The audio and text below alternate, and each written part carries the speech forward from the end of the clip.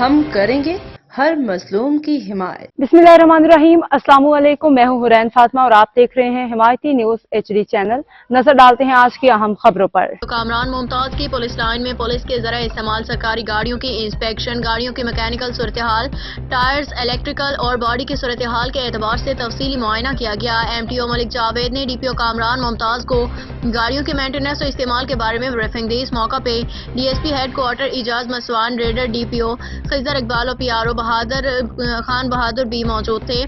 DPO Kamran Mumtaz ने कहा कि सरकारी गाड़ियों की मरम्मत और देखभाल में किसी किस्म की गफलत कोताही बर्दाश्त नहीं की जाएगी। गाड़ियों को साफ सुथरा रखा जाए, फनी खराबी हो तो लॉग बुक में इंदराज करके ठीक करवाया जाए। ड्राइवर सरकारी गाड़ियों की देखभाल इस अंदाज से करे जैसे ये उनकी जाती गाड़ी हैं। गाड़ियों से पुलिस के गर्ज के निजाम में न सिर्फ बेहतरी आएगी बल्कि जराइम पे काबू पाने में मदद मिलेगी। अब तक के लिए इतना ही। मजीद खबरों और अपडेट्स के लिए देखते रहें हिमायती न्यूज HD चैनल।